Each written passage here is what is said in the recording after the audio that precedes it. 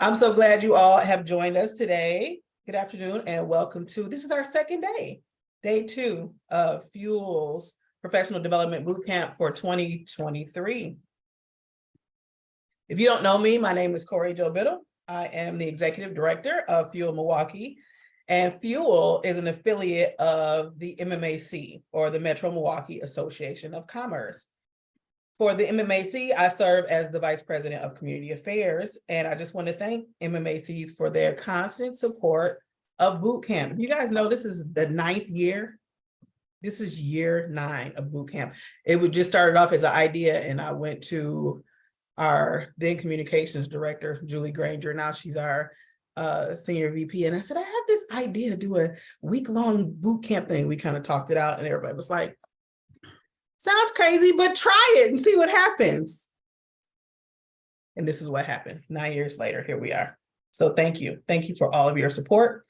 For those who have been here before or years before, you kind of know how this works. If this is your first workshop, Professional Development Bootcamp is a multi-day virtual conference, hybrid this year. We have virtual for morning and afternoon sessions and in-person sessions at night. And all of them are focused on career development for Milwaukee's professionals.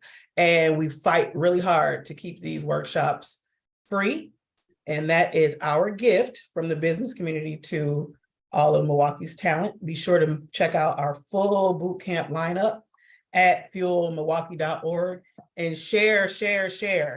If you've already registered for all the sessions you want to attend, make sure you share it out so other folks know all about our offerings. Associated Bank is our major sponsor this year, making Bootcamp possible. At Associated Bank, they are committed to communities, and that commitment goes far beyond providing banking services.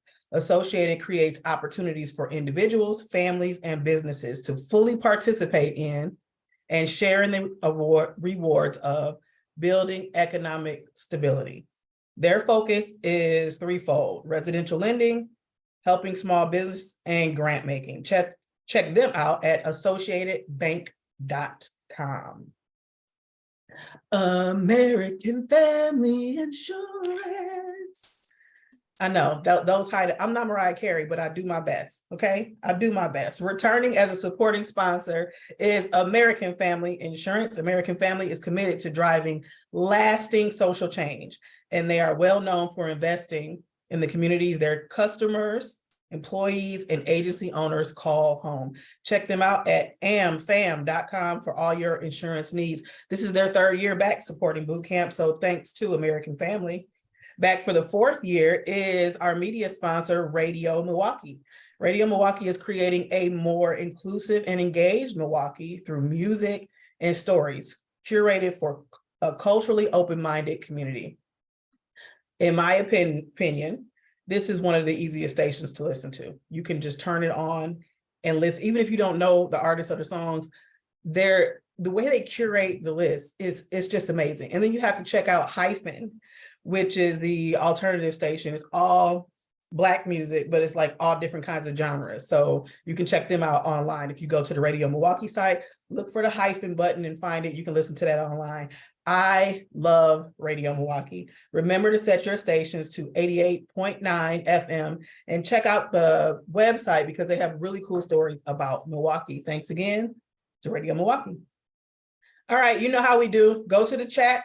That's where you're going to talk to each other. That's where you're going to talk to us, give us feedback, what you like, what you're learning, how you're feeling all the way through the workshop. Make sure you put the settings to everyone so the whole participation in the whole chat can see what you have to say. If you do have a question, we will be opening up the last 10 to 15 minutes of the session at the very end. But you got to put your questions in the Q&A because they'll get lost in the chat. I won't be able to see them.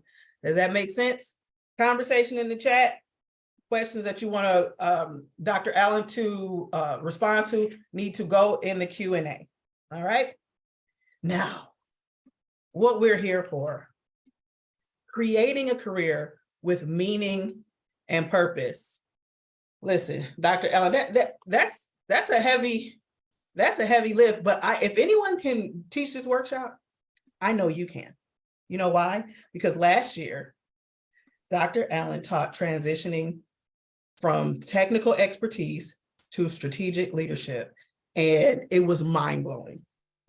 Easily one of the best workshops that I have ever participated in or seen, mind-blowing. So I had every confidence that whatever you wanted to teach this year would have a meaningful impact on all the participants and me. So I'm going to stop sharing and have you give us a summation of your career, your 3 decades of experience as a talent enthusiast. Tell us about your books. Tell us all about what you've been doing, what you got going on, and then I'm going to get out of the way so that you can do your thing. Okay. So I am in charge now? You are in charge now. Okay. As much as I like to talk about me, that 3 decades has gone to 4. That's a little troublesome. Okay. I will tell people I think I'm funny, but I know I'm not as funny as I think I am. I've written a couple of books, which I'll plug at the end, of course. I want to say that this group is who I want to be talking to. I used to say it was the young and restless. I'm not going to make any judgments on the show or age or experience, but I think there's something that's really different about this topic today. And I'm going to welcome your thoughts. So by all means, I want you to chime in with questions, comments, and I will leave. I won't do my best. I will absolutely leave 15 minutes, even if I cut a couple of things short, because Corey Joe, I'm sure you'll be sending a copy of this to folks. Yeah. Okay. So Sophia, my new friend, is helping us out. Jenny Knuth, my partner in crime, is also on this call. Kim Hiddle, who introduced Corey, Joe, and I know is on this call, and I gathered that some of you from last year have taken the plunge and come back in. So let me hope I don't blow this and share my screen. Oh, I think I'm going to do it.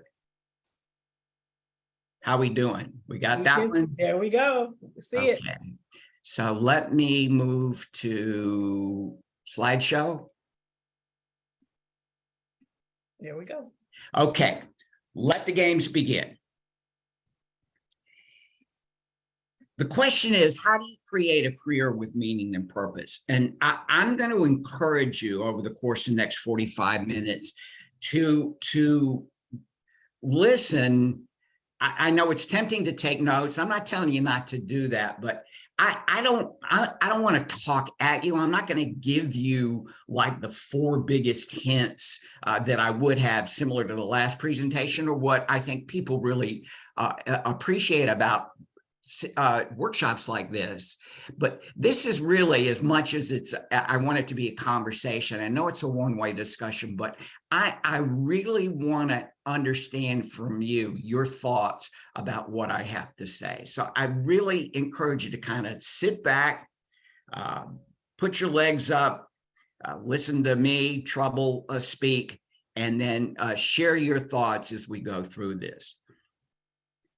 First of all, I want to talk about the truths and the lies and the games that we play when you look at your career, and specifically when you think of this, or I should say generally, in pursuit of what success looks like.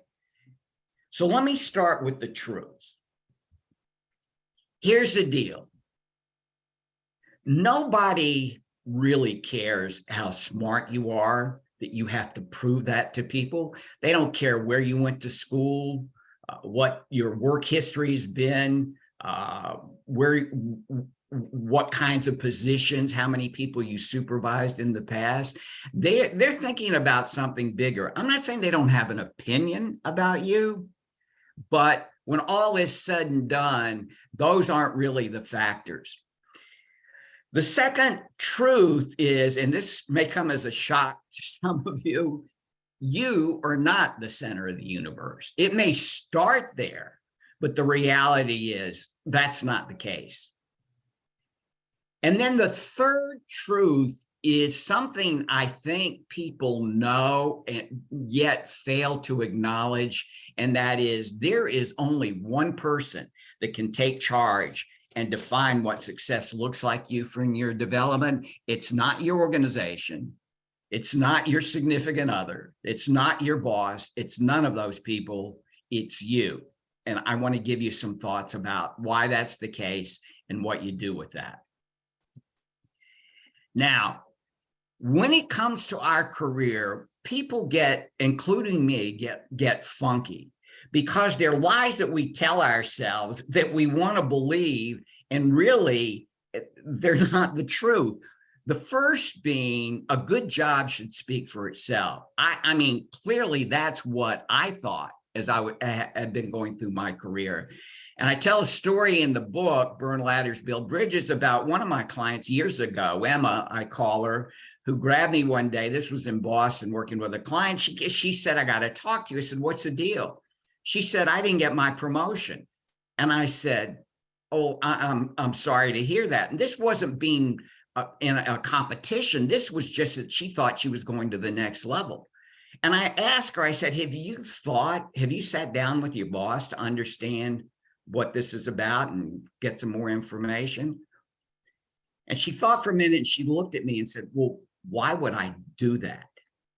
And it was from there that I had two epiphanies. One is that she didn't see any reason for that, and that a good job should speak for itself. And the second was, I was Emma. That's how I had lived my career. I was just performing, thinking that somebody would see it and a good job would speak for itself.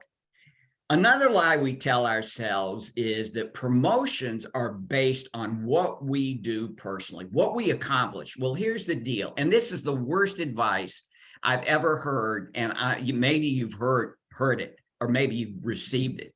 Just keep on doing what you're doing. I don't think that's helpful in the least bit. But you're going to see that promotions have less to do with personal accomplishments and more with something else. And then the third lie, which is huge, and the reason that I'm here today is to say climbing the corporate ladder is not the only way you advance in your career. No, hell no. There are many of other ways. And I'll discuss why I think that is true. Now, when it comes to the games, hang in here with me for a minute. The first game that we get involved with is not really in our career, but it's with education. I mean, other than kindergarten, which, by the way, could actually be the height of people's educational career, it's clearly the best, I think, when it comes to being free and, playing on the playground. And yeah, I think that's the coolest year. But what do people have invested in education? 12 years? You go on to technical school, add a couple of years, that's 14, or some people go off to college, that's 16, 17, depending how long it takes you to get out of school. Add on graduate school, there are a few more. I mean, for many of you, I suspect that has been over half your life thus far. And the way this works, and there are reasons for this, is that the reason this is a game is that we are instilled with the belief that success is about getting the right answer. So what does that mean? It means you have to work hard. It means you have to get results. You have to get good grades. You have to study your tuchus off. And when you look at it, when all is said and done, it's really a solo venture. It reinforces you. It's all about you. It's what you accomplish, what you do. And if you're a high achiever, and I suspect many people in this webinar consider themselves high achievers, just like Emma did, just like I do, it's like, okay, this is really cool because I think I can control what the outcomes are. And if it's not right, I'll make it right. But the problem is that it pushes on perfectionism. And people that think they've never done a good enough job carry this on into what the next game will be. So that to me is a downside. Thinking that you've got to be the best or the greatest, or I can shave 2 minutes off my time. I can score 5 points higher. I can get A's instead of B's. All of that feeds in. Now, the next game we know about, and that is the game of work. Now, at first, it looks like, well, this is really the same thing as what you went through school. That the idea is to get results, and here getting results, the good news for you is that you get paid for this and you can actually get ahead. You can make money. You can get promoted. You can have status and prestige. So that's how we define success. And it looks like it's achieve and advance, the game of education, because this is back to a good job should speak for itself. Just work hard. What are we told? How do we operate? Where did this come from? Well, that's a whole other story, but basically it's just work your butt off. So people are working. It's not working smarter. Nobody's working smarter without working harder, I think. It's starting to change, thank goodness. But the idea is that you take every little thing that you've done and you stick it on a resume, and you accumulate these with the hope and the intent of getting rewarded for accomplishing more, better, different. You with me so far? I can only see Corey Joe, and she's giving me a head shake. But I'm telling you, it's still a me game. You're doing this climb by yourself. This isn't like you've got 40 people that are helping you. I'm not saying they're not folks that support you, but what I'm saying is this is still all about what you do and what you get rewarded for. And those rewards are tangible, the pay, the promotion, the status, a little less so. In reality, however, the corporate ladder is really the road to not good enough. So why would I say that? Well, for many reasons. One that is most prominent is that it's a rigged system. And what I mean by that is if you go back and you look at how the corporate ladder was built and why it was built and upon what principles it was built, it looks like it's very American, the American dream, and we could go into a big history lesson here and the Protestant work ethic and all those good things. So if that's true, then explain to me why there are not more women and people of color in senior leadership positions. So you can't tell me that the ladder works. I'll tell you who it works for. Overall, it works for white men. And it's even more precise than that. A study was done, Malcolm Gladwell talked about. It intrigues me. It's like, well, who's likely to make it to the top? Well, it's white men. Okay, well, I can handle that one. I got that one covered personally. Older, well, I got that one covered too. White hair, yeah, I'm good there. In good shape. Yeah, pretty good shape. But the one that I don't qualify in is over 6'1". Seriously, it's like, okay, who fits that profile? But without getting too far ahead, what I'm saying is this type of game or system, it is leaving it's filled with gaps. It's all, especially if you're thinking all I have to do is to work harder or work more or stay later. And what I want you to appreciate, which I think you do, is that your moving up the ladder is not based on performance. It's based on the judgment of performance. And that was Emma's problem. She didn't understand that.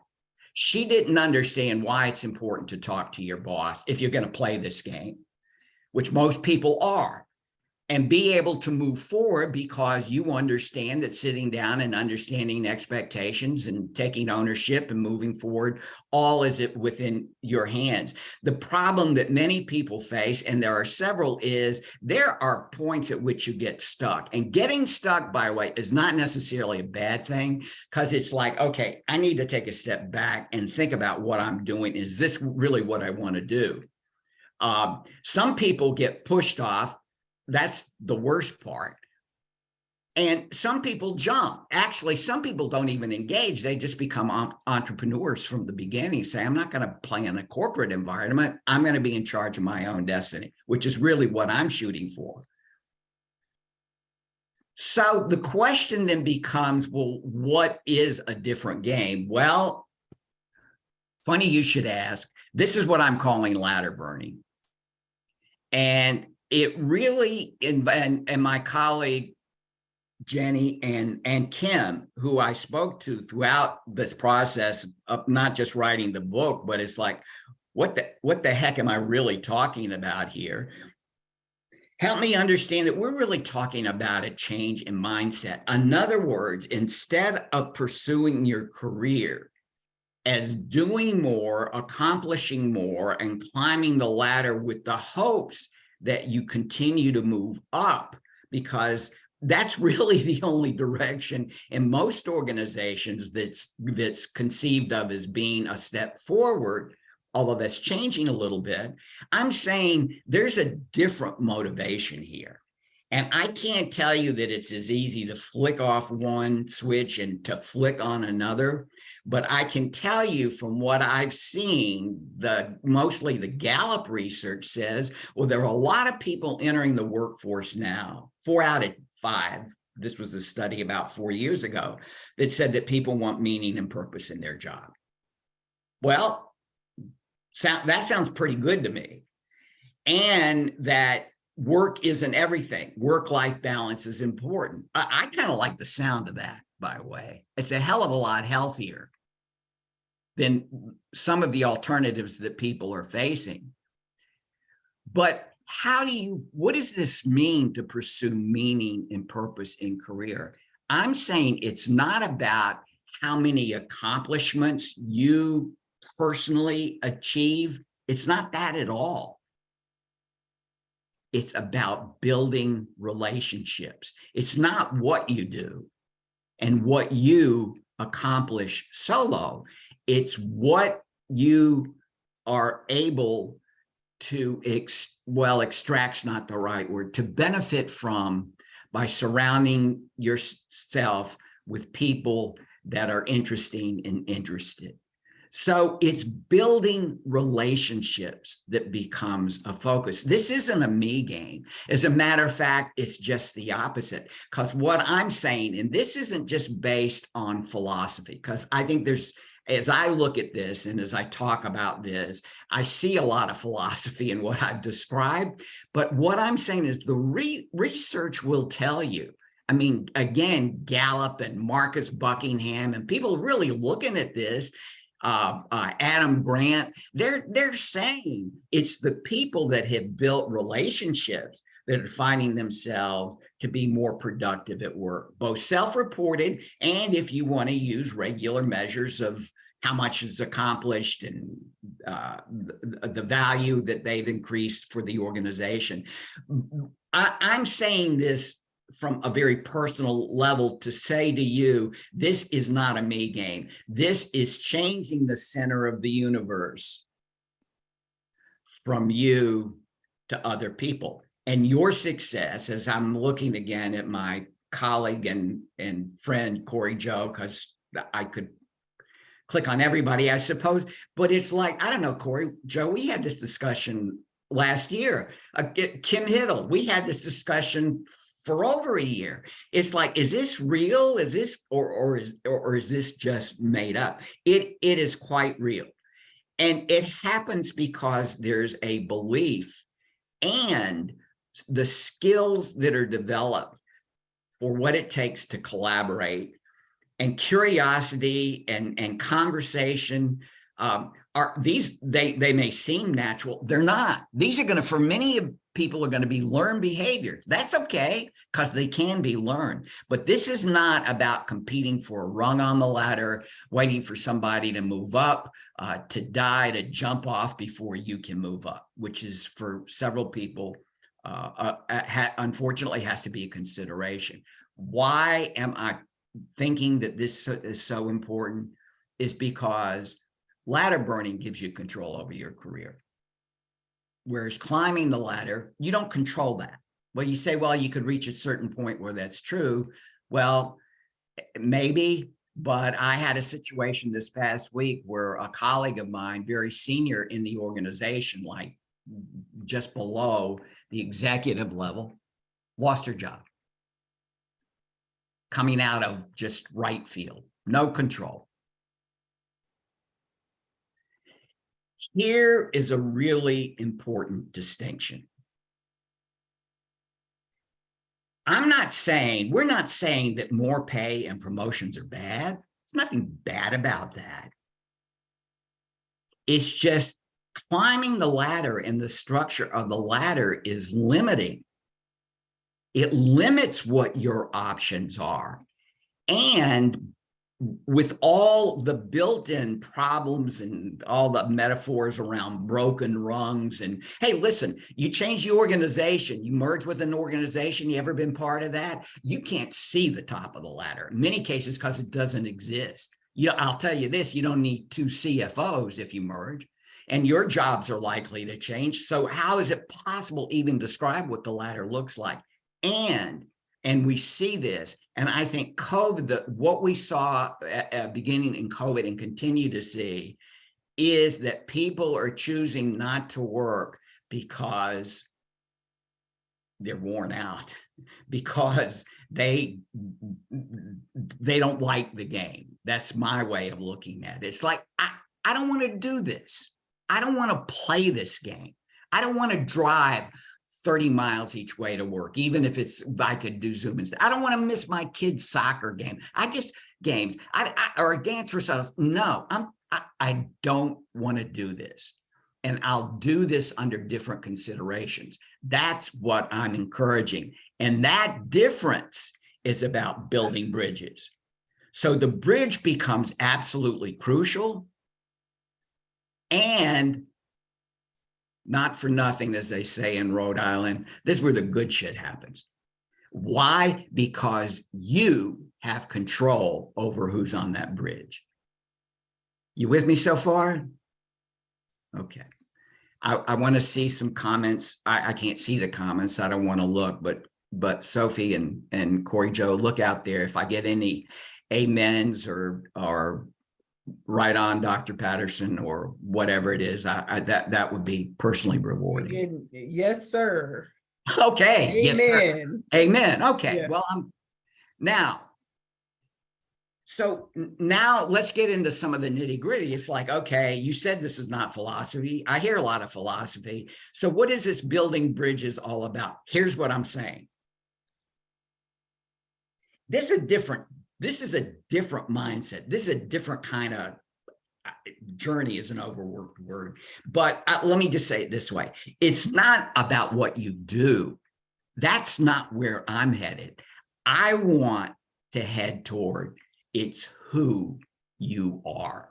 And here's something that's critical. The connection has to be from the rational side of how you approach, I don't know, life, at least work, and say, call me silly. Let's go to the heart. Let's connect success with meaning. Meaning is not a rational sense. You may do something rational to create meaning, but no, that happens in your soul. That happens in your heart. And there are a series of steps that people need that I'm encouraging you to consider and go through in order to be successful in building bridges. So I've laid them out on this continuum, if you will, and they're not as if they're simply discrete, but let me walk you through these and then show you and find out what is really specific here. Think of the major big step in your career is, I don't know why I'm laughing. It's just, I look at this bridge and it's like, oh my God, how far does this go on? Or how long is this going to take me? But here's where it starts. And I don't care whether you're working in a small company, big company, working for yourself. I don't care whether this is your first job, you think it might be your middle job or last job, doesn't matter.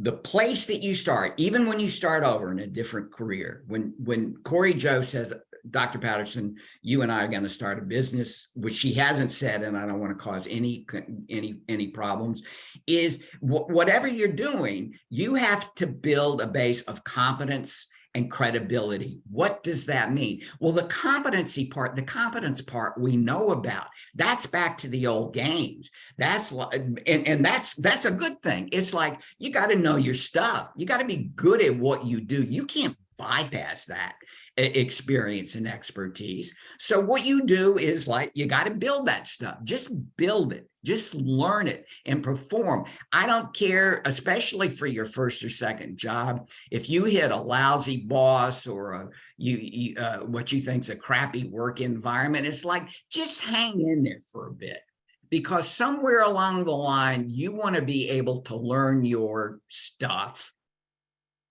And B, you don't have to be the top of your class. You got to be good at it.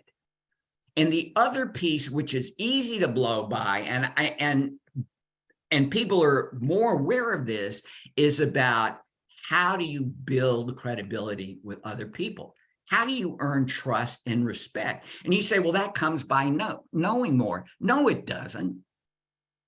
Because nobody cares what you know. What people care about is how you can help them accomplish what's important to them. I mean, think about it. What would you want from someone else? They tell you they've had advanced degrees here or there or done this kind of work in the past. Yeah, it sounds good. But basically, it's going to be, how does this work with you and me? And that's what building credibility is all about. Emotional intelligence, call it what you want. We're talking about the same thing. But this is where it begins. How long does this take? I can't tell you, but it's not minutes or hours or days. It's a few years, but it's not as if you say it's drudgery. You're not locked in a dungeon somewhere and say you can't come out until you create credibility. Build competence. Although some people are put on a treadmill and say you can't advance until you know more, you get this certification, and all those are just part of the game. And so if you're you're going to do that stuff. But what's emphasized least than in the scope of your career is going to be more valuable is your ability to build credibility, which is going to be all about people and what's critical and important to them. You don't have to agree with it. Actually, it's just you don't have to agree with them. It's the extent to which you understand what's critical and important to others. And in today's society, that is pretty hard when you're dealing with people who have a completely different point of view. I can't say I'm very good at that all the time, but I do understand what's needed to build trust and respect, even though it's not a linear or one-time process. It's not that. The second step, now we're just trying to get to this bridge, is to build a context. Well, that sounds like consultant speak. What does that mean? Well, here's the deal. You have to understand where your role, what you're doing, fits into the bigger picture. Why would you do that? Why is that important? Well, one of the big reasons is to help decide and think about who you need to be building relationships with. So you want to put your head down and just do your job and get the work done, so be it. But I'm telling you, you're missing out when you don't work with other people. This doesn't have to be a solo activity to understand what the bigger picture is. Does that make sense? Okay. Now, one way that we've looked at this is to say, well, you know what?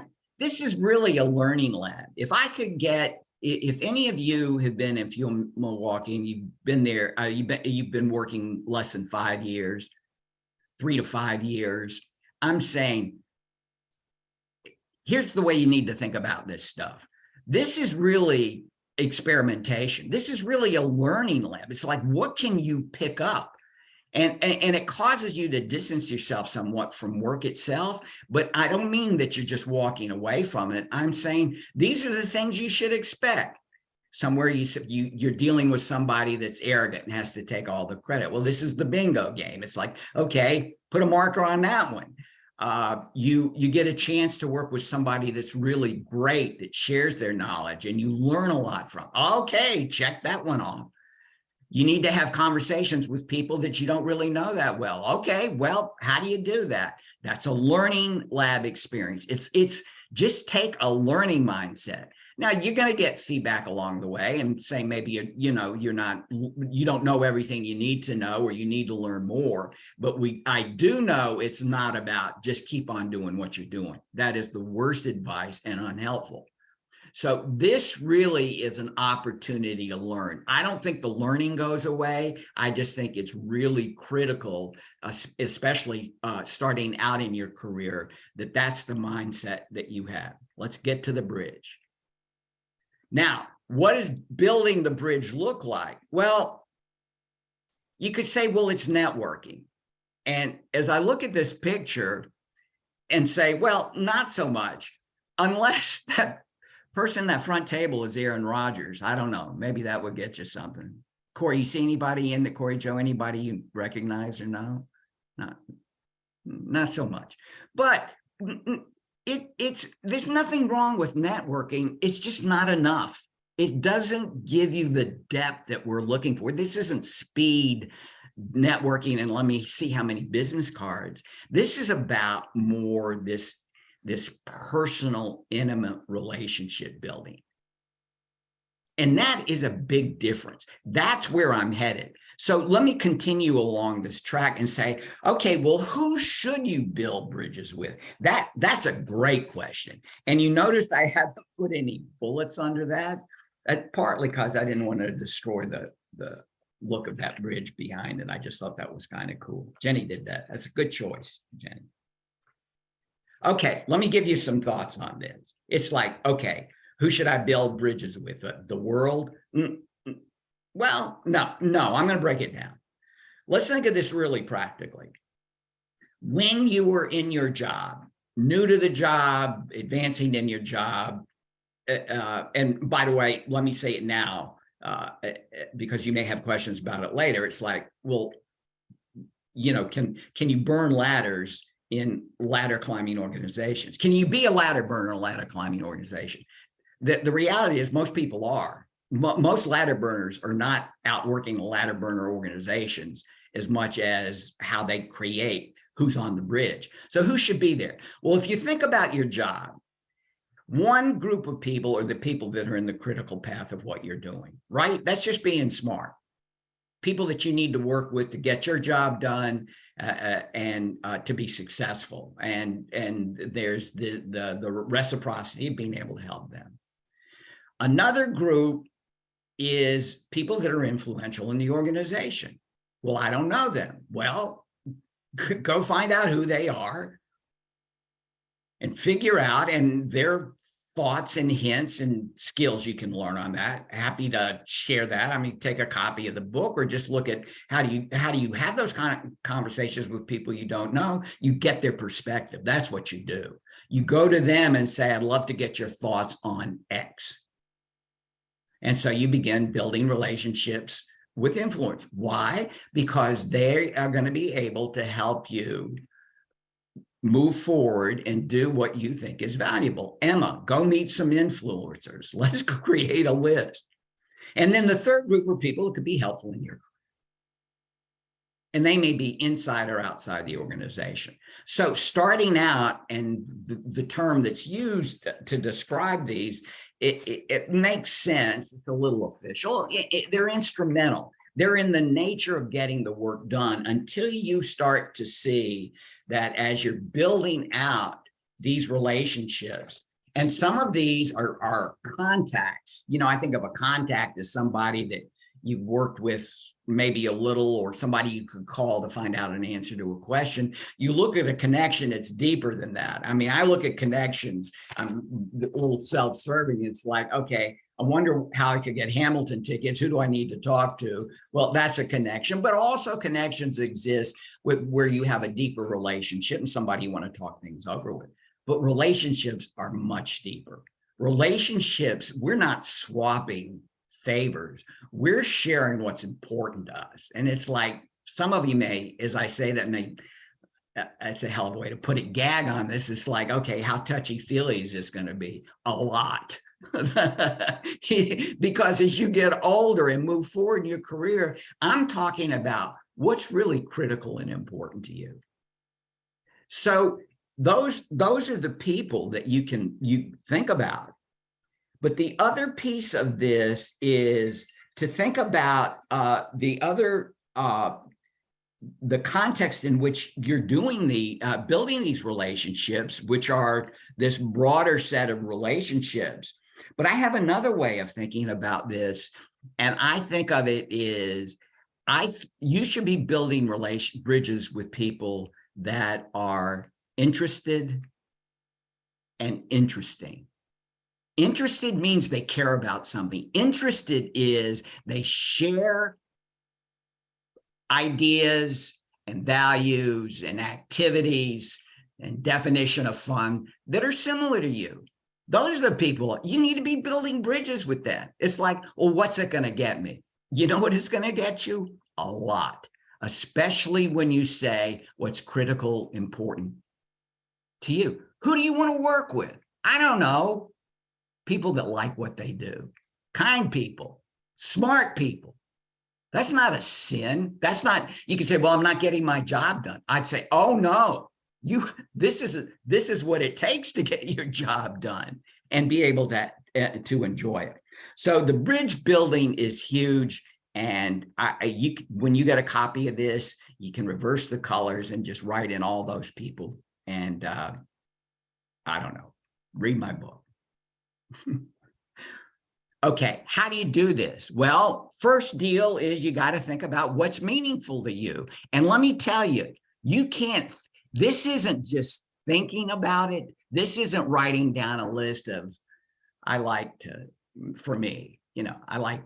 entertain. I like to laugh. I like to be funny. I like to be in charge. Yeah, I can list all those things. I like photography, and I don't like this. Okay, you do that, and you've done that. No, I'm talking about something else. Don't do this by yourself. Sit down with other people and think about, what do you respond to? What do you like as part of these discussions?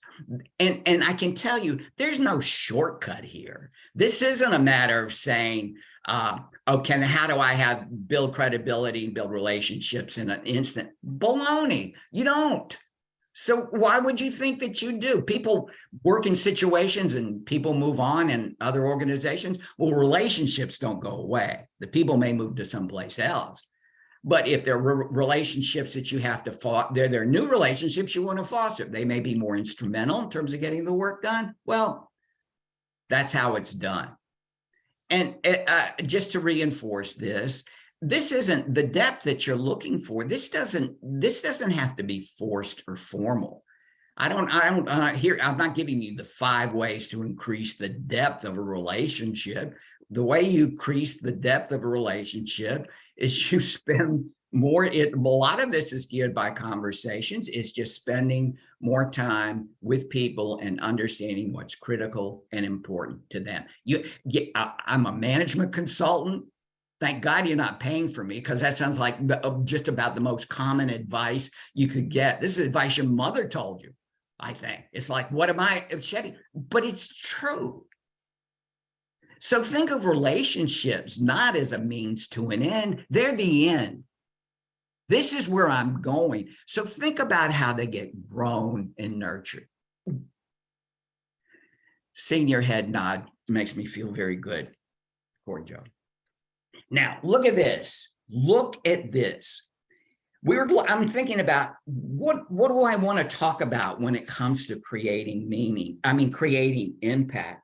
Well, let me say this. Creating impact now really is moving from a very rational point of view to something that is much more emotional. It's like, how do you create impact? I'll give you the skill set. In chapter something or other, I list out the skill set, and many of those are communication skills, but they're also about persuasion and selling your ideas. But it doesn't happen in isolation. This isn't manipulation. Creating impact is a bunch of us sitting and working together and saying, how are we going to do something really, really big in the sense that it has a larger impact? This isn't just listening to Radio 99. Is that right? What that station is? 88.9. Don't listen to 99. No, it's about supporting your community. It's about being part of something bigger. Well, that's part of the meaning too. But creating impact is that ability to say, I want to make a difference. So you want the specific skills? Just think communication, persuasion, selling your ideas. That's the basis of that. The impact comes when you're working with other people who think and feel the way you do. And by the way, you're not going to create impact with everything you do. And there's obviously no sin in that. And then finally, it's about creating meaning. Okay, well, I don't know. What is that? And the reason I haven't added more to this is that is going to depend on you.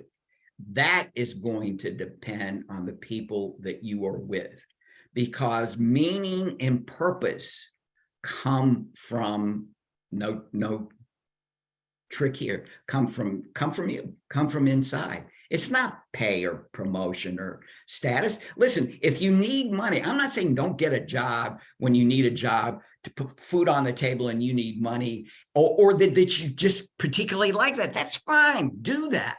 But I'm saying meaning comes because you feel you have control over what you're doing, you're good at what you're doing, and you're part of something bigger. That's where meaning comes from. So if that's what you're pursuing, I don't know, there's no linear path here. People have different kinds of jobs. They're not looking for going up. You say, well, maybe you wouldn't make as much money. Maybe not. I actually think you might make more money because you're going to end up in situations that you really like and appreciate. And when people are doing the kind of stuff that they like to do, guess what? They tend to be happier. We know that from whatever research you want to read. So what do people care about? I mean, both you and the people around you. I think this is what I see. It's like, well, do you care about them? Do you care about people? Are you good at what you do? Do you like what you do? Are you a pleasure to work with? How cool is that? How about treating people with dignity and respect? That's what I care about. Do you listen? I got some work to do there. Are you fun to work with? That one I'm pretty good at. Do you give a damn? Do you keep your promises? Can you accept others without judgment? Not easy for a lot of people. Can you laugh at yourself? That's a good one. Do you care about something bigger than who you are? And is there joy and happiness in your heart? Gives me goosebumps. Those are maybe it's my age that I've gotten thinking this way. It's like, oh, this happens outside of work. No, bullshit. I am talking about outside of work, but I'm talking at work too. These things are important when they happen at work. So when you find people that I'm describing as ladder burners that really make the investment in finding purpose and meaning and pursue it, there's a link that becomes quite obvious, and that is success in their career is the same as success in their lives. The careers don't define people. Well, in ladder climbing organizations, that often happens. But I mean, careers, we identify with our careers. I understand that. But I'm saying over time, what really I've seen merge with people that are just interested and interesting is that what they're talking about is one and the same. I met a fellow a few years ago on a trip that I took to Ireland, and he was part of an organization helped build the internet. And this was not an Al Gore claim that somehow he did. I mean, he was working with a research group with the government. I said, who'd you meet? I didn't know the people, but I said, what was it like? He said, you cannot believe how cool it was working with these folks and figuring these things out. You want to read a great book or listen to a great TED Talk, Clayton Christensen, How Will You Measure Your Life? It's wonderful. So take a second, look at this. The Ladder Burners Pledge, Pursuing Work with Meaning and Purpose. Take a look at what's here. And why don't you take in the chat column, what one comment or sentence here really jumps out at you?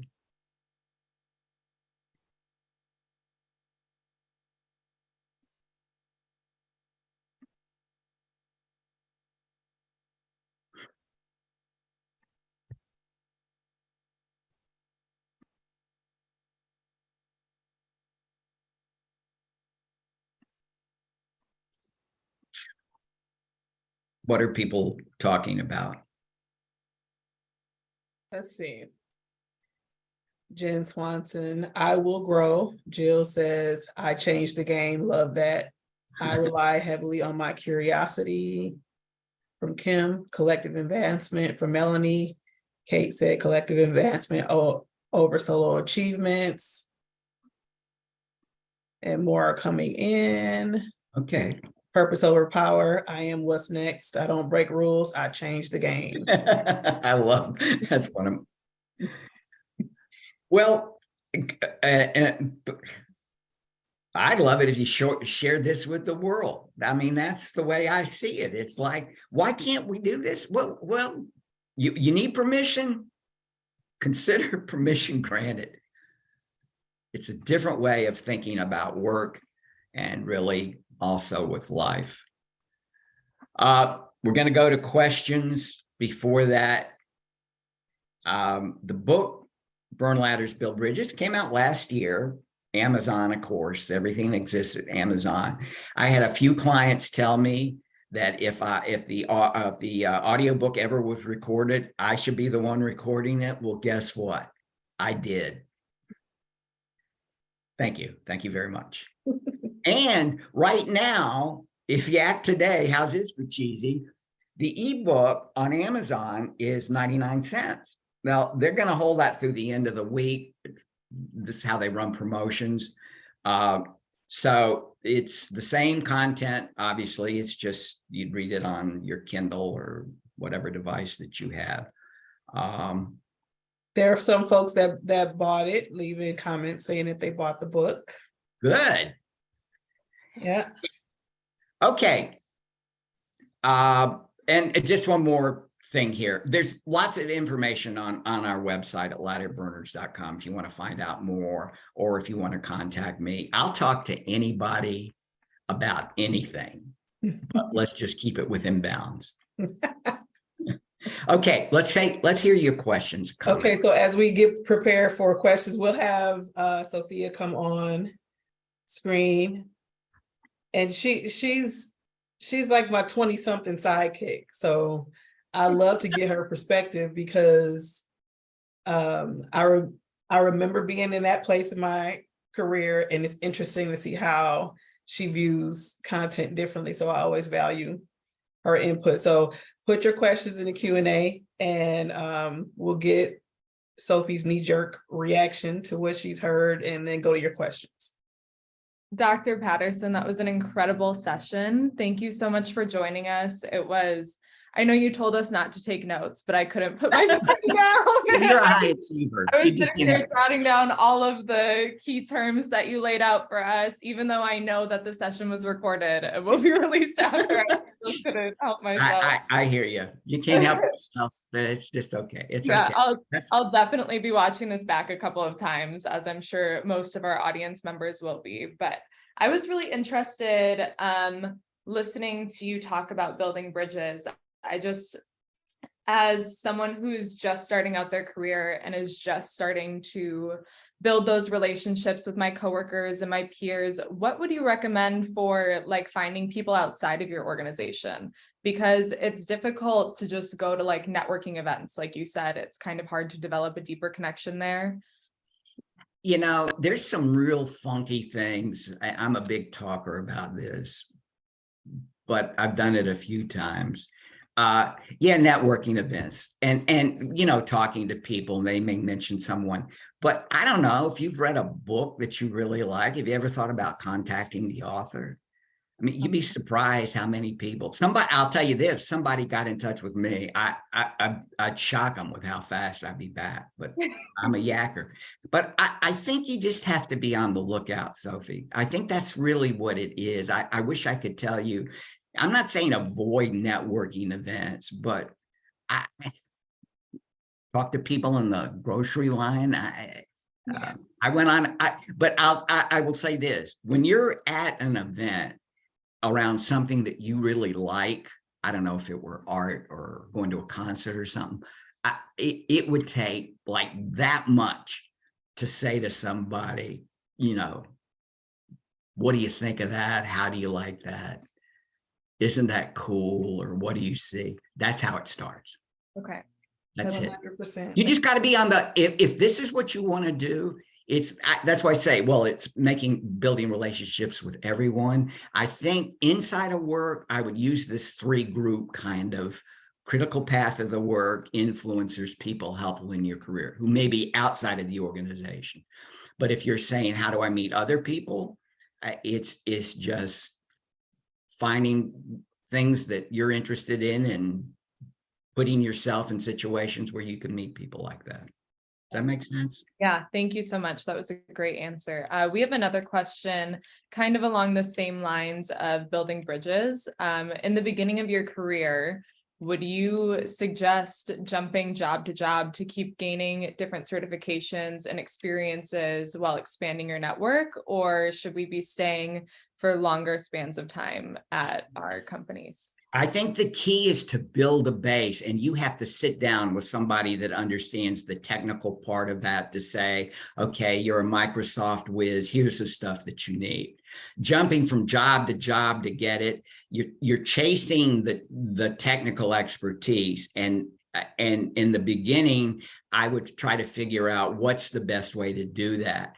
Jumping from job to job makes perfect sense to me when you talk about where are there really kick-ass people and opportunities, and how do I become part of that?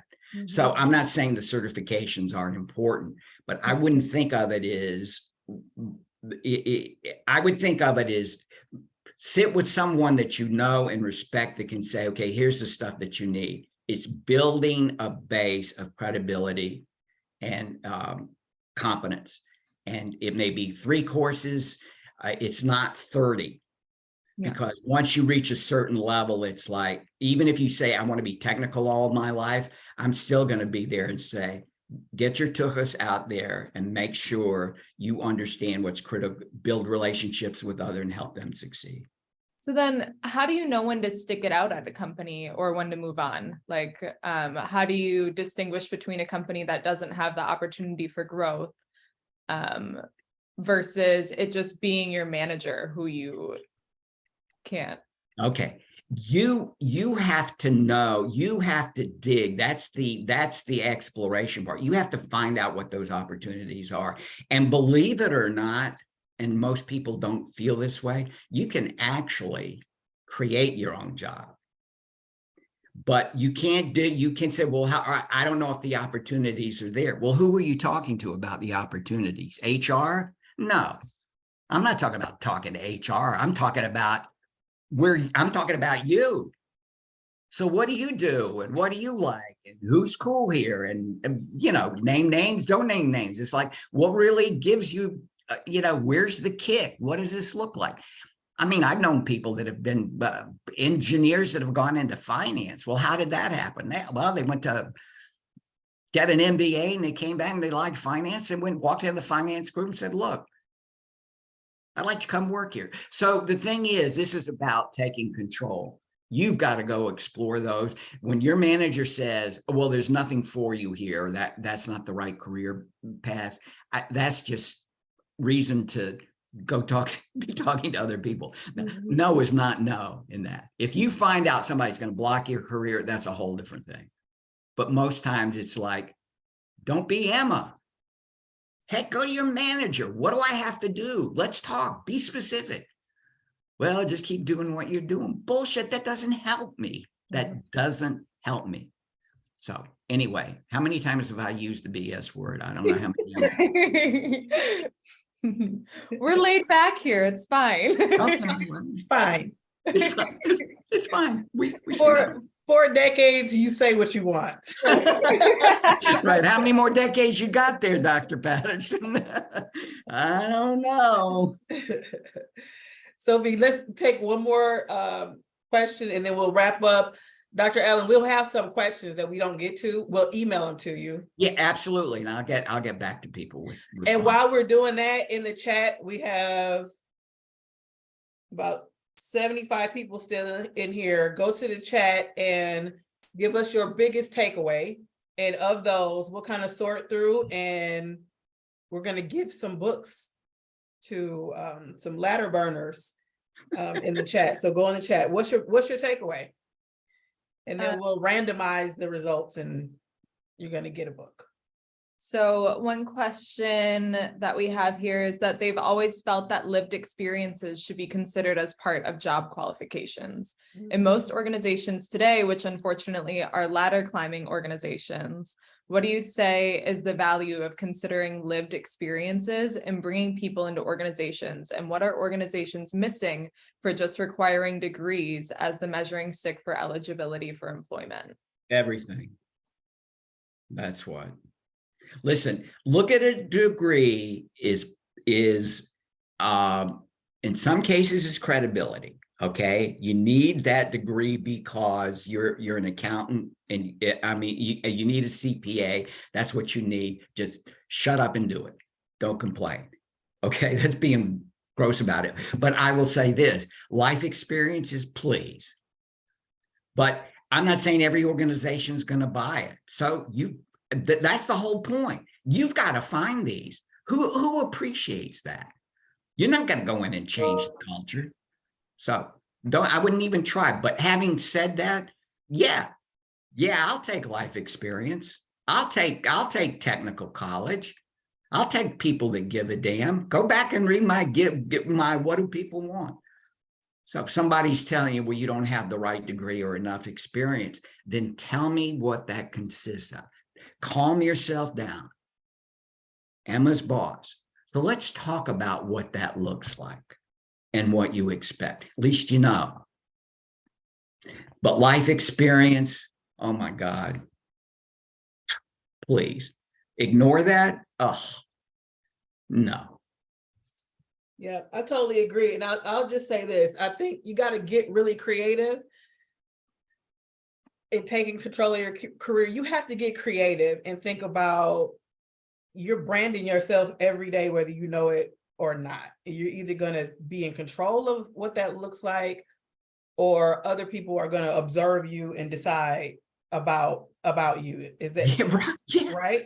If I think about the tools and the platforms that we have right now, LinkedIn, if you're passionate about whatever, and you have lived experience or you've been reading a million books or whatever, you can now blog your thoughts and get that out of your system and demonstrate expertise and put it on a platform where thousands of people are going to see that thing about you. And now all of a sudden your lived experience is a blog series on your LinkedIn, and here's the link to it on your resume. You know, it's like there's so many platforms and ways for us to put forth what we want the world to know about us.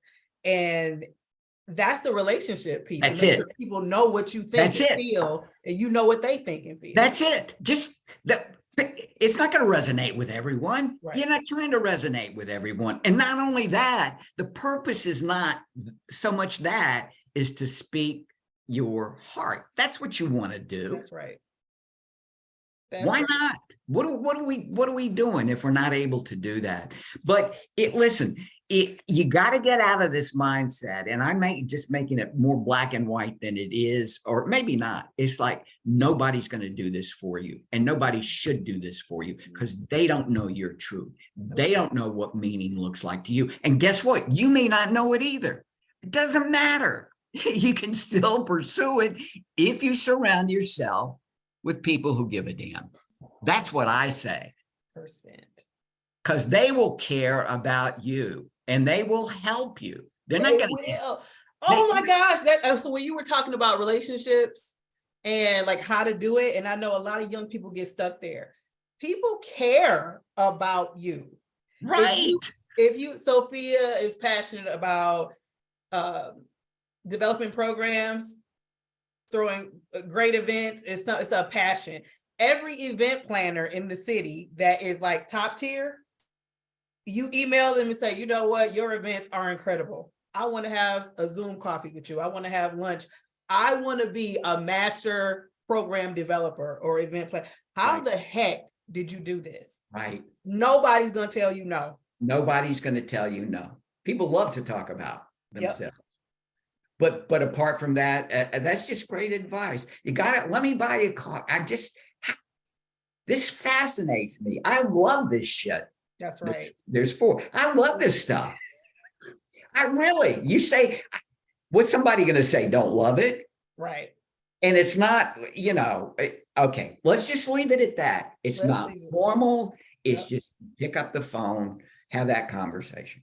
And I've had those meetings where it was like the ladder climber version of that. Yeah. Where it wasn't about a passion and there was no real connection. They just thought, oh, you are around a lot of CEOs. Maybe you can, I don't know, raise my visibility. No, it's not about that. You're connecting with somebody else who I can see a path similar to yours. And I love this. I don't have enough experience to say to class. Give me 15 more years and I'll be throwing the S-bomb. Yeah, well, you can say kick ass, but I'd hold off on the S word for right now. Okay. Maybe it's a slow build up. It is mind-blowing. And it's mind-blowing how far I put myself there. People travel down the road to not good enough. It's awful.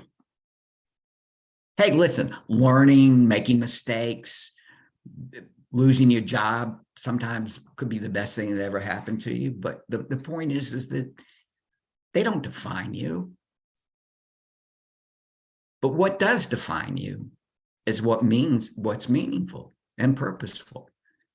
And listen, as I said, if it's climbing, if it's status and prestige, you want a big house, you want to be seen in certain circles. Hey, listen, that's your call. I'm just saying, when you climb the ladder, I just want you to know there's a huge risk involved. But that's your call. Have a big home. Nothing wrong with that. Make a lot of money. Nothing wrong with that. Just know what really matters in the long run. Read Clayton Christensen. He was a guy that wrote about disruptors in the innovation field. So and at the end of as he neared the end of his life, he said, God, those opportunities I missed with my family. Holy mackerel. But how will you measure success in your life? What are we going to stay here for 3 or 4 hours? We won't. Why not? We could. We could. But how do we measure success of this presentation?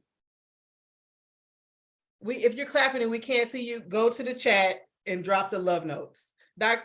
We love the love notes around here. Dr. Patterson, thank you for your time, all of the work and transparency it took to get to this point.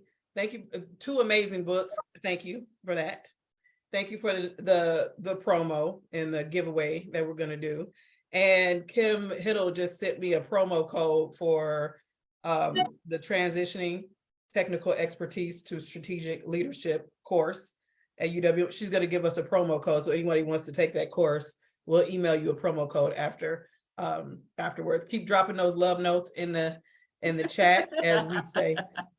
Thank you. Thank you. Make sure you check out the website. Lots of good stuff on there. And this guy, he's trouble.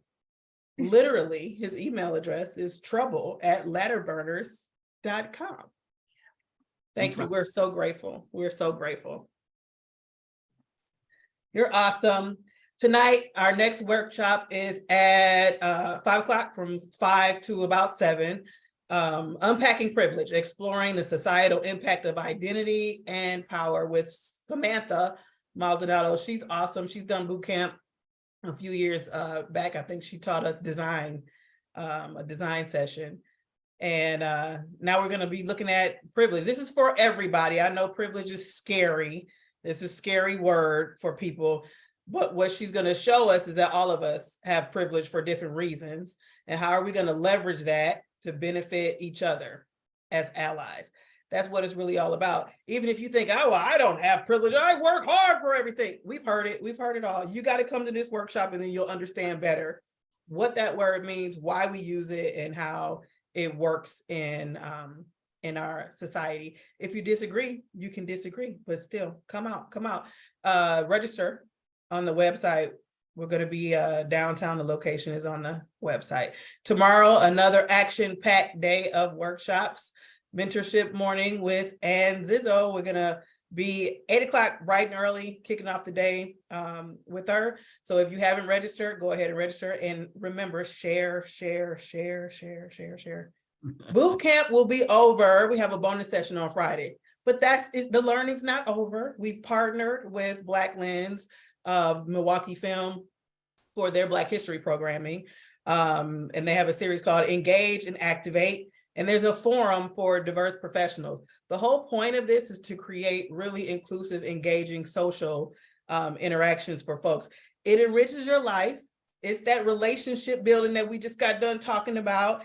And very important for us, we have to drive inclusion and start fighting segregation in our community. And a cool way to do that is relationships and friendships. And that's what this opportunity is all about. The more we are around each other, the more we really like each other, and the more we hang out and discuss, we're tearing down walls and we're building bridges. So register for that. I think Sophie's going to drop the link. If you don't see it, go to MilwaukeeFilm.com and you'll see it right on their front page. Thanks again to our sponsors, Associated Bank, American Family Insurance, and Radio Milwaukee. This would not be possible without their support. And now you get to go back to work after lunch. You didn't miss any, you didn't have to use any PTO. You see how that works? You ate lunch, you got pumped up, you learned something, and now, man, you're going back and you're like, whoa, this looks like a professional that's really taking control of their career. I don't know what it is about you, but you just came back different. And that's all because of you, Alan. Thank you so much. You're welcome. Let's be ladder burners, y'all. Thank you. Bye, everyone. Thanks. See you tonight. Bye-bye.